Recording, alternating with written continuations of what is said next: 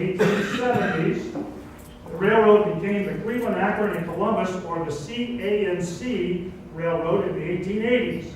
It became part of the Pennsylvania Railroad system, then on to Penn Central, and lastly to Conrail.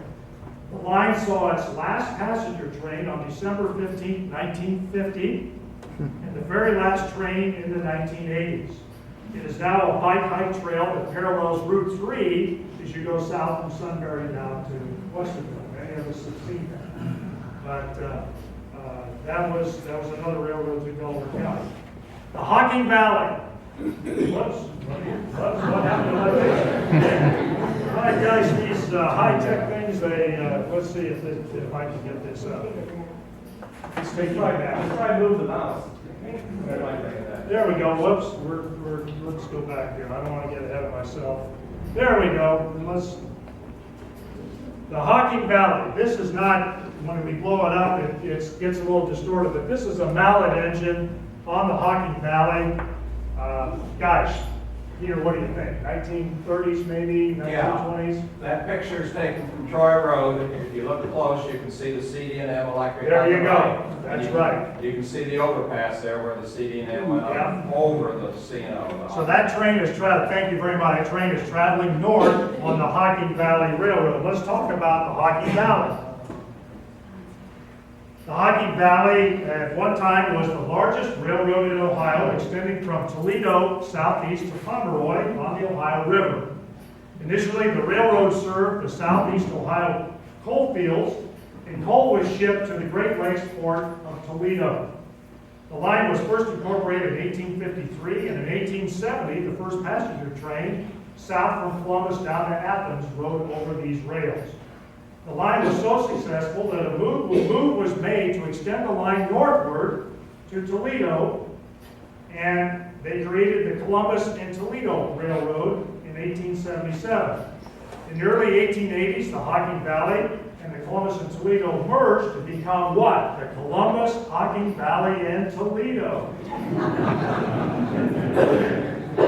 Near the end of the 19th century, the line simply became known as the Hocking Valley, later to be acquired by the Chesapeake and Ohio, C&O. Okay? And that occurred in 1910. The C&O needed an outlet for its West Virginia coal up to the Great Lakes. And in the early part of the 20th century, the line was fully absorbed by the C&O and became known as the Hocking Division of the C&O. In later years, it became the Chessie system, now known as CSX. There's a lot of trains that move up and down that line. And there is an early example, and thank you, Peter White, who has worked for Conrail many years up in Marion, and appreciate Peter being here. Yeah, you can definitely see the CD&M bridge over the line clear in the background here, but this mallet is heading northbound. Looks like perhaps a load of coal up to the Great Lakes. An early reminiscence I have as a young boy in the late 1950s, this line connected Washington, D.C. and Detroit. And one of the crack passenger trains that the C&O had was called the Sportsman. Some of you might remember the Sportsman. Well, I remember my dad taking me out to the station, which is off West William Street, at 11 o'clock at night or 11:30, and that was really a treat for a small lad to stay up that late. But I can still remember standing at the station, looking south on the track, seeing the headlights, and really getting excited, seeing that Sportsman come up, make a station stop at Delaware, people getting on, getting off, and heading north to Detroit.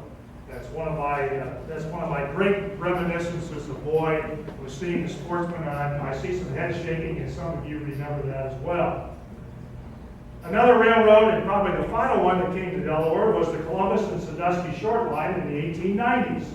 It became part of the Pennsylvania Railroad system in 1982. Then it was sold to the Norfolk and Western in 1964, which is now the Norfolk Southern. That's the line out on the point. That's the line where the big derailment occurred about a month ago, just up on Horseshoe Road. It's a very, very busy main line of Norfolk walk southern. Anyway, the original line, however, the original line ran right through Delaware. It ran on the west side of the Olentangy, north and south, right about the same way where the Route 23 bypass comes right through the city. And the station was right in the area between William Street, Winter Street, right in that area. It was totally wiped out in the 1913 flood. And I got some pictures that will show that. Following that flood and the great devastation that the flood inflicted on the Pennsylvania Railroad at that time, they moved the tracks east to where they are now at the point on the east side. That's the story of that train. I was told, and maybe some of you might know better, but upwards of 70 trains a day run up and down that line today. So it's a very, very busy line. And to have that knocked out for maybe, who knows, what was it, 4 days or a week because of the recent derailment, I can only imagine the backlog. How, yeah, Peter? 2 days. It was 2 days, thank you. Well, 2 days. They were corrected, 2 days. But 2 days on a line like that, I can only imagine the head scratching that was going on in trying to dispatch trains and moving goods from point A to point B. Now, the city of Delaware. The city of Delaware has a rich railroad history. It was very much a railroad town in the late 1880s, late 1800s, into the first couple decades of the 20th century. Maintenance shops and railroad car construction facilities were established on the east side of town, over off by Lake Street there. There was a roundhouse and a turntable. One of my earliest memories as a lad was the Great Fire of 1954.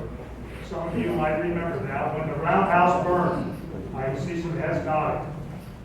I can still remember my dad taking me over to the east side and looking down and seeing the smoke, the flames, and that roundhouse burned. You can still see some of the great stones as you drive out Lake Street, the foundation of that roundhouse. And that formed the basis of the Delaware Shop Complex, which opened up in the 1870s and lasted until 1913. In fact, I have a couple shots that we'll see of the Delaware shops and a shot of the crew at the Delaware shops the last day, 1913. Employment peaked at 450 men. The shops were moved after 1913 over to the Indianapolis area. As I mentioned, the old roundhouse was destroyed by fire in 1954. The Delaware shops. Streetcars and interurbans. This is one of my pet interests. The Delaware Electric Street Railway. Delaware, Ohio had a streetcar system, folks, more than 100 years ago, and it was a good system. It operated, it opened in 1894, lasted until 1926. It operated about 7 miles of track. They had 7 closed cars and 7 open cars. We'll see some of their cars on some of the pictures that I have. The small little open cars were known as, anybody know? Dinkies. There we go. They were known as dinkies. And Wesleyan folks, I know that some Wesleyan students got ornery one time and probably had some of their freshmen used to wear the dinky caps and so forth. And they lifted up the car and lifted it off the tracks just to be ornery and so forth. The street railway was purchased in the early 1900s by the Columbus, Delaware, and Marion Interurban Line. The CD&M was known as Through the Heart of Ohio, was the theme for the CD&M. Some of the original trackage is still in existence today at the Ohio Railway Museum in Worthington. That museum still runs some cars on weekends. You can go down there and take a streetcar ride on about, was it Warren, maybe 1.5 miles, 2 miles of track, something like that. But that's the original, some of the original trackage from